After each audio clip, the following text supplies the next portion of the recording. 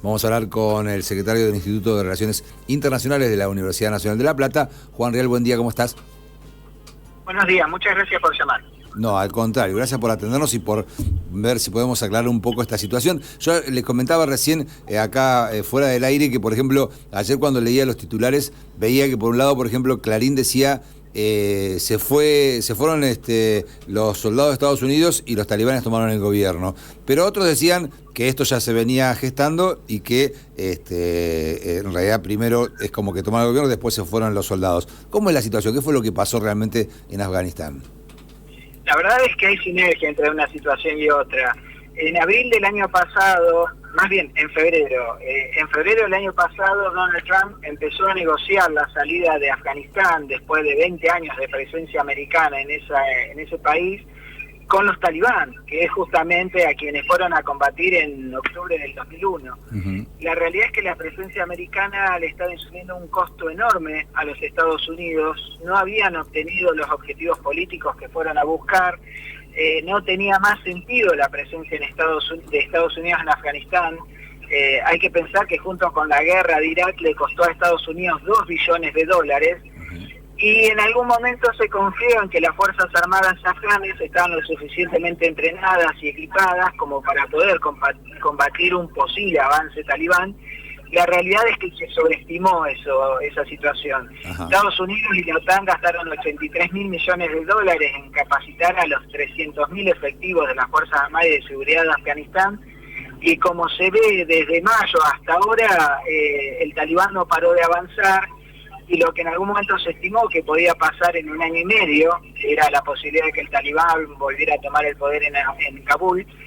Después se hizo un ajuste a 6 meses, después a 90 días, y la semana pasada salió de 72 horas, y eso fue lo que vimos. Uh-huh. La caída de Kabul el día domingo, aún antes de que se produjera el retiro del último de los soldados de Estados Unidos, que estaba previsto para el 11 de septiembre de este año, uh-huh. En un avance que impresionó a Estados Unidos y a Occidente porque insisto, estimó que iba a demandar más tiempo. Uh-huh. Ahora, y los talibanes, digamos, ¿cuál es el apoyo real que tienen? Porque imagino yo que para combatir las fuerzas armadas que tiene Afganistán, más las fuerzas, las entrenadas, digo yo, ¿no? Más las fuerzas yanquis que por ahí todavía quedaban, ¿de dónde viene el apoyo que tienen ellos como para poder tomar el poder? Es muy interesante la pregunta porque hay dos formas de abordarla. En primer lugar, se estimaba que el equipamiento de las Fuerzas Armadas afganas, el entrenamiento era suficiente y se demostró que no.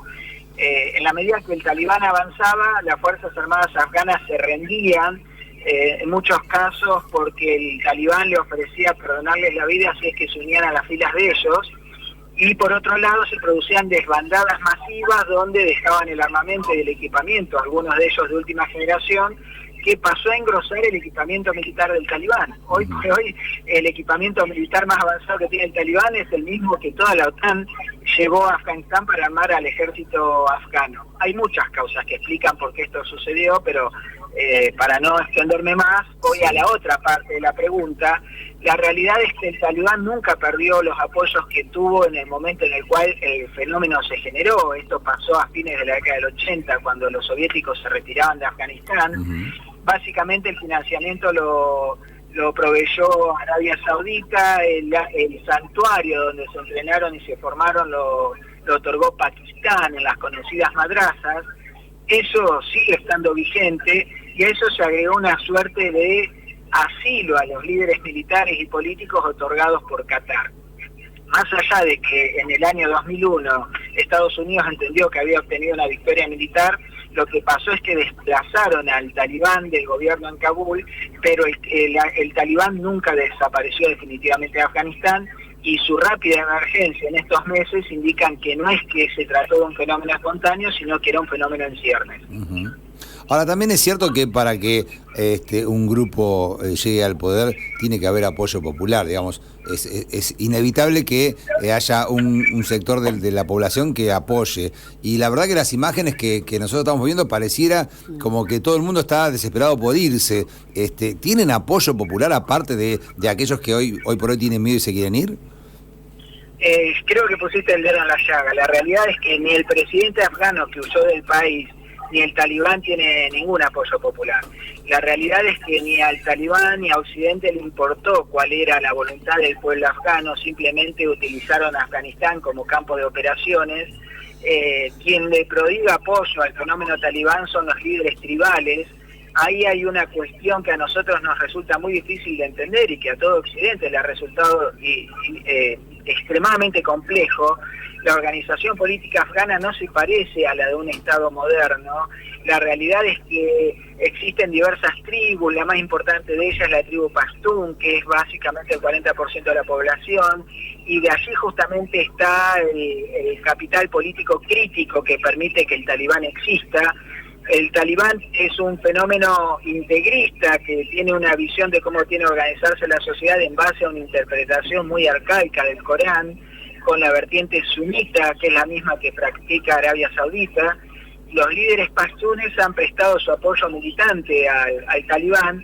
El talibán también es apoyado de manera sistemática por los servicios de inteligencia pakistaníes, y es básicamente esta concepción religiosa la que le da una idea identitaria supratribal a Afganistán, porque si no fuera por esta visión integrista, probablemente Afganistán se hubiera implosionado y se hubieran formado unidades políticas mucho más pequeñas, con peligro para Pakistán. De allí el apoyo que le dan al talibán, porque Pakistán también tiene una importante presencia pastún en su frontera, y si se generara una unidad política propia de los pastunes, perdería base geográfica.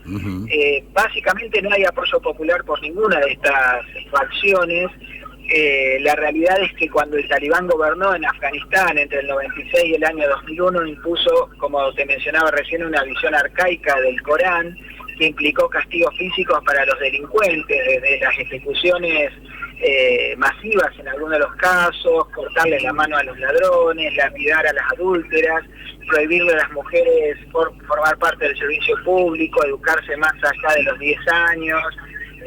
Básicamente la mujer es propiedad del marido, está bajo la autoridad del padre hasta que después de su primera menstruación es comprometida en un matrimonio y pasa a estar bajo la autoridad del marido, siempre recluida al ámbito doméstico.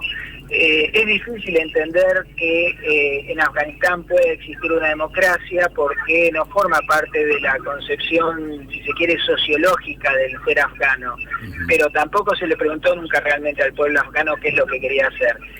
Pero lo que queda claro con las imágenes de estos días es que vivir lo que se vivió entre el 96 y el 2001 está lejos de los deseos de ellos. ¿Y realmente hay posibilidades de que vengan más moderados, como por ahí intentan anunciar, o por lo menos eso parece que quieren comunicar? Acá voy a hacer un paralelo con algo que se dijo en algún momento en política doméstica. No vienen mejores, es una realidad. La formación de ellos sigue siendo la misma, la que tenían a fines de los 80. Lo que hay básicamente es una campaña publicitaria muy sofisticada, muy bien orquestada, porque ellos saben que tienen que presentarse ante el mundo, van a buscar relacionarse con las demás unidades políticas, tanto de la región como del sistema internacional. Es poco probable que haya habido un cambio en sus concepciones, porque el integrismo básicamente es inmóvil, entiende que si el Corán ya está escrito hace 1400 años, impone una visión de la sociedad, al menos desde su perspectiva, esa visión no ha cambiado porque no hay un nuevo Corán, no ha cambiado la forma de interpretarlo. Me imagino que presentan esta imagen para consolidar su poder, no puertas adentro, porque ya lo tienen, sino puertas afuera, y una vez que la situación, entre comillas, se estabilice, volverán a ser los que eran antes y nos enteraremos que va a haber ejecuciones masivas de integrantes de las fuerzas de seguridad, de las fuerzas armadas que no se hayan plegado a las fuerzas irregulares del talibán, a los funcionarios públicos que formaron parte de la anterior gestión, a quienes colaboraron con las fuerzas de ocupación, a los empleados de las embajadas que no se hayan podido ir. Pero para entonces va a ser demasiado tarde para Occidente, porque aquí hay un dato que para mí es en extremo relevante, y permitime que te lo comente. La República Popular de China comenzó a tener negociaciones con el talibán ya en julio, ante la visión de que esto es inevitable, y existe la cierta posibilidad de que los chinos empiecen a hacer inversiones allí, cerrando un anillo de inversiones que empezaron por Pakistán con 60.000 millones de dólares, el acuerdo que firmaron con Irán este año por 25 años por 400.000 millones de dólares, y Afganistán sería el último de los vínculos en esta cadena que cerraría una ruta directamente hacia el Golfo. Y en ese caso, a diferencia de lo que pasaba en 2001, con China ya haciendo pie en Afganistán, me parece que Afganistán sale definitivamente de la esfera de influencia de Occidente. O sea que de alguna manera China está metiéndose en los estados islámicos como para ganar el terreno que ningún otro puede llegar a ganar, evidentemente. Sí, básicamente ahí hay un interés económico, no hay un interés estratégico militar como lo tenía Estados Unidos, que es funcional a su interés político de convertirse en primera potencia a mediados de este siglo. Estos son pasos firmes, pasos ciertos en esa senda, y a mí me parece que la presencia china en la región va a cauterizar una herida que Occidente ya no está destinada a curar. Y esos son básicamente errores propios, la miopía con la cual se invadió Afganistán en el año 2001 y la simple respuesta estratégico-militar para combatir el terrorismo le impidió a Estados Unidos una oportunidad de oro para aprovechar el desarrollo económico, político y social del pueblo afgano y llegar a generar una alternativa democrática más parecida a la de Occidente, pero ahora ya genérica, si se quiere, ante la realidad que está viendo en estos días. Bien, Juan, veremos cómo sigue todo esto y de alguna manera tenemos la consulta correspondiente más adelante, pero ahora veremos cómo se van desarrollando los hechos. Te agradecemos muchísimo todas estas aclaraciones. Un gusto. Y para concluir te diría que lo peor está por llegar. Lamento ser pesimista. Lamentable. Bueno, la verdad que no esperaba ese final, pero bueno. Gracias, Juan. Por favor, un gusto. Hasta siempre. Juan Rial, secretario del Instituto de Relaciones Internacionales de la Universidad Nacional de La Plata. Por ahí capaz que daba para hablar un montón más, ya se escuchaba medio complicado. Claro. De todos modos, obviamente más allá que él lo vea así, vamos a tener que esperar a que esto suceda. Las imágenes dan la sensación de no poder cambiar mucho esta realidad y se ve inclusive que lo que estamos viendo a través de la televisión, lo que llega, realmente no es bueno y hay gente que no puede salir del país. Así que bueno, estaremos atentos a lo que vaya sucediendo y tratando de entender un poco. Creo que hoy Rial nos dio un panorama como para saber cómo viene la mano y por dónde viene, ¿no? Así que por lo menos para mí fue bastante claro y que nos permitió entender.